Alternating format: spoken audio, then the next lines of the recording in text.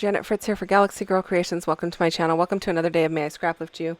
Today I am scraplifting Crafty Queen Cat, and I chose to do one with a little bit of mixed media. I really liked this layout of hers. It's very different, and so I thought I would lift it. I started out with a polka dot stencil, and I apologize, I don't know where the stencil came from. I have, it's been in my stash for a while, so I'm not really sure. Anyway.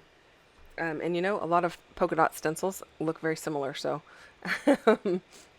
I did pull out my Picket Fence Studio paper glaze in succulent green, and it's kind of funny because I told myself I was not going to use the same color that she used, but it is actually very similar. Hers is a little bit more grass green, mine's a little more turquoise, but you know, it is what it is. But I did veer off on a few other things, so I am not going to end up with a monochromatic layout, which I love doing monochromatic layouts, and I find it very easy to do.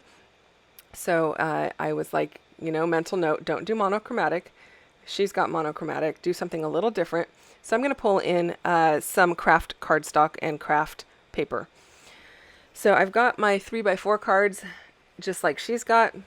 I've got a couple of extra pieces there, just in case. I am going to back my photo with some paper that is in the same color family there, turquoise, teal, whatever you call that, aqua, I'm not sure.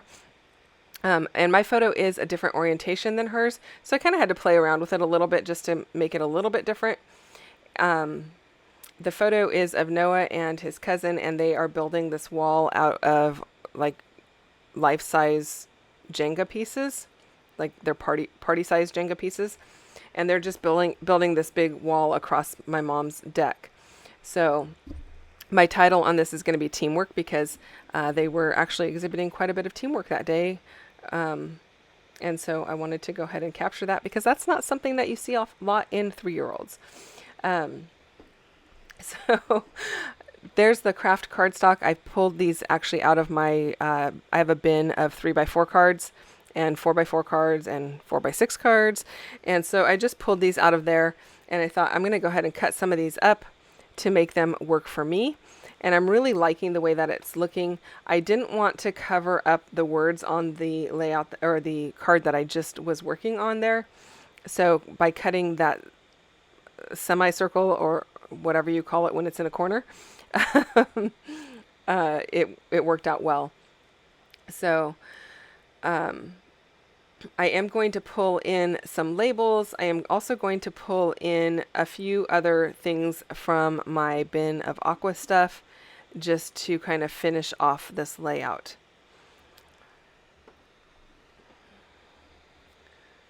I actually don't know where the 3x4 cards came from, so I apologize for that. I won't be sharing a link for that, but I will have a link for the paper glaze, and I will try to find a link for a stencil that is similar. It may not be the exact one. And while I work on that, I will remind you to go and check out everyone who is playing along with May I Scraplift You. We are getting towards the end of this series, but there are still a lot of people playing along every day. So the links are down below. You can check them out, and there will be tons of inspiration. They may be scraplifting someone different than I'm scraplifting today. At any rate, if they're even scraplifting the same person, it's very likely they chose a different layout than I did. So there's a lot of inspiration out there for you. So here I went through my bin of aqua ephemera, and I pulled out a tag, a couple of labels. I do know that the label that says I adore you and the one that has the heart on it, I believe those are from Ellie's Studio. They've been in my stash for ages, so probably not available anymore, but Ellie's Studio does tend to put out a lot of labels that are very similar throughout time, so you might be able to find something that is similar. I'm using these old burlap thickers because I'm trying to work through some of my thickers and get them out of my stash. And I thought that the color worked really well with the brown from the craft. So that's why I decided to go ahead and pull that in.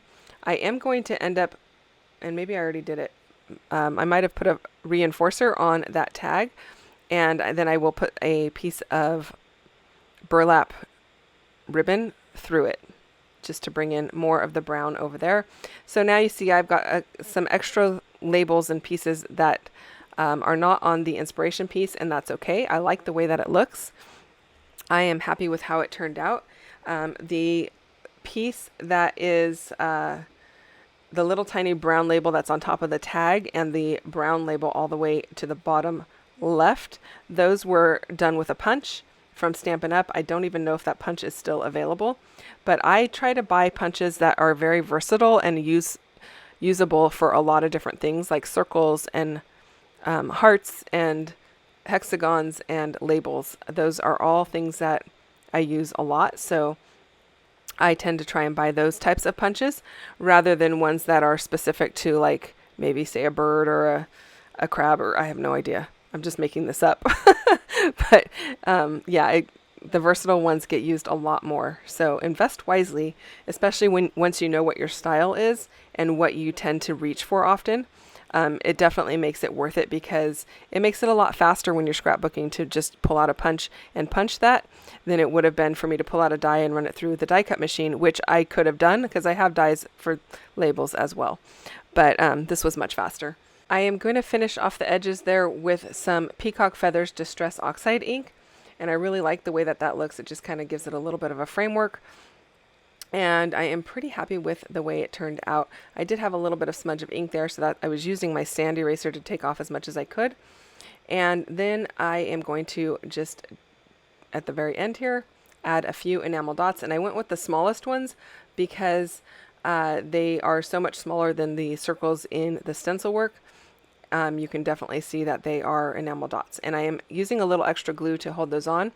I don't mind doing that, especially since the cost of these enamel dots through Gina Marie Designs is so much less than any of the scrapbooking companies that you normally would go to. And even those ones I tend to sometimes even reinforce with a little glue. So that is my completed layout. Thank you so much for watching. If you have questions or comments, as always, leave those down below. It might take me a few days to get back to you, but I do read all the comments and I do respond to every single one of them. Thanks again. I will see you guys again tomorrow with another layout. I hope you have a great day. Don't forget to hit the thumbs up if you don't mind, and I'll see you tomorrow. Bye-bye.